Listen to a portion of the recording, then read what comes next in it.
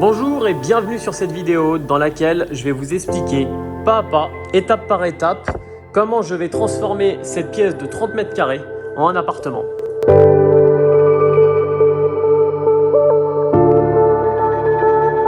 Avant de commencer les travaux, je vais juste vous faire un petit état des lieux très rapidement.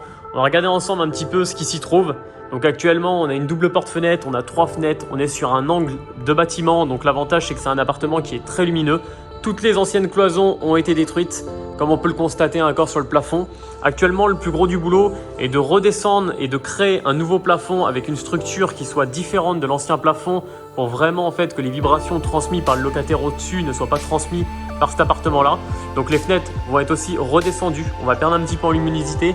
Maintenant, sachant qu'on a 4 fenêtres pour un appartement de 30 mètres carrés, ça suffira largement.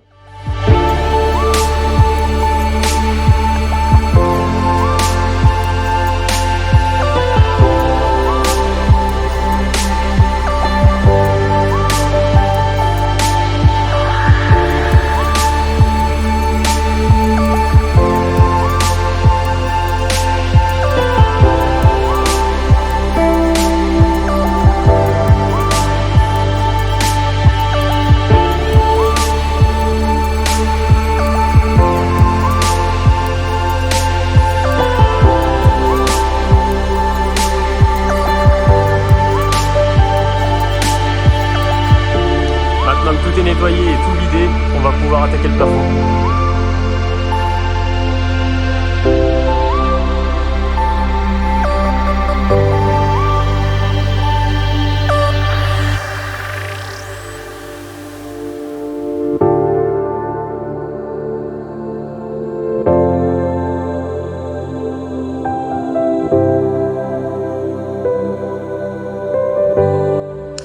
Et on est parti pour une deuxième journée de boulot. Aujourd'hui, on vient finir de railler chaque côté de notre pièce. Hier, il me manquait des chevilles. Aujourd'hui, on essaie de terminer.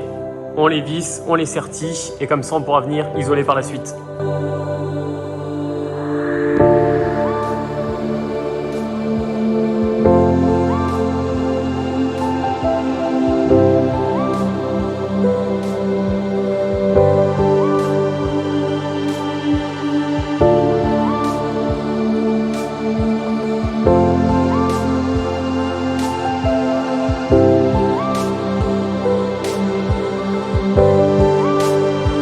Les deux premières parties du plafond sont terminées, tout a été serti et vissé entre eux.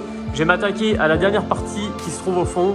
Pour ce faire, je vais m'aider d'un laser qui va pouvoir me donner ma droite et pouvoir répartir mes rails tous les 60 correctement.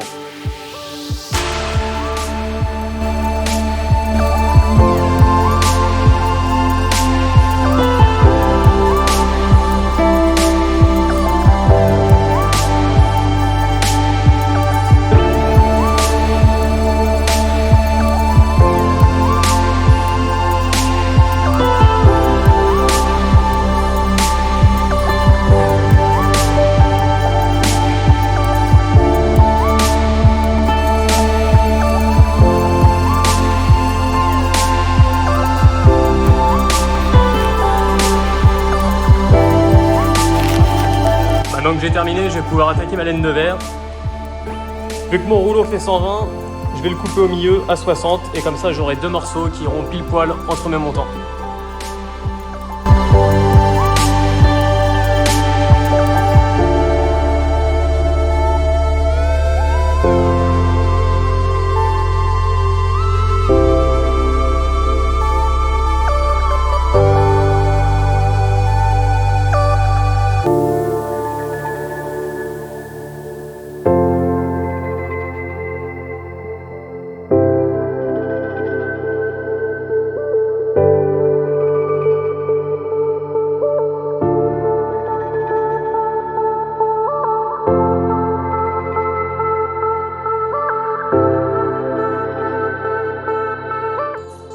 Je viens de terminer l'isolation de mon plafond et là je viens de réaliser des plans en 3D. Ces plans vont me permettre de déterminer exactement l'emplacement de chacune de mes futures cloisons. L'avantage en connaissant du coup mes cloisons, je vais pouvoir déterminer exactement les emplacements souhaités pour mes futurs luminaires que je vais passer dans ce fameux plafond. Après avoir réalisé mes plans, retour au chantier. J'ai tracé chacune de mes cloisons au sol et au mur et je suis venu passer mon électricité qui me servira pour mes futurs luminaires.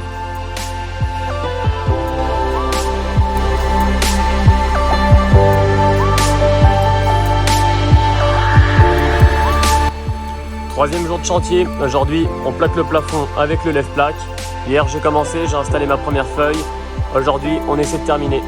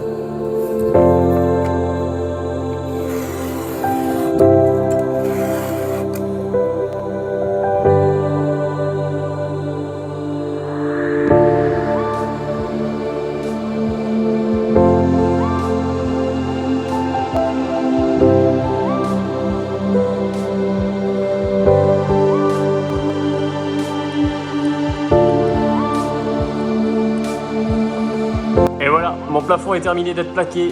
Bon, si vous voulez un petit conseil, ce genre de matériel c'est indispensable. Si vous voulez faire des plafonds en placo, utilisez un lève-plaque. C'est vraiment essentiel. Si vous n'avez pas ça, même si vous êtes plusieurs, c'est bien plus compliqué. Là j'étais tout seul, j'ai passé 8 feuilles entières, donc 8 plaques de 250 sur 120 et 6 morceaux, mais 6 coupes du bout et les 2 morceaux, les 2 longueurs là. Grâce au lève-plaque, en une demi-journée j'ai pu faire ça tout seul, donc c'est vraiment un gain de temps. Je vous ai fait un petit récapitulatif des matériaux utilisés dans cet épisode.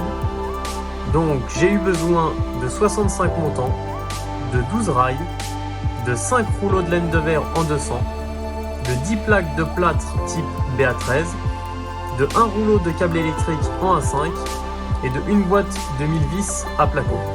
On arrive à un total de 416,25 € pour la réalisation de ce plafond. Et voilà, c'est la fin de cet épisode. Bon, prochain épisode, on change les fenêtres normalement si je les ai reçues. Sinon, je vais commencer à monter les cloisons pour ma chambre et ma salle de bain et aussi commencer à plaquer les murs du fond, les isoler. Je vais aussi refaire le plancher à certaines parties là où il est mangé, vérifier l'état de mes poutres car en dessous, je suis dans la cave. Donc, il y a encore du boulot.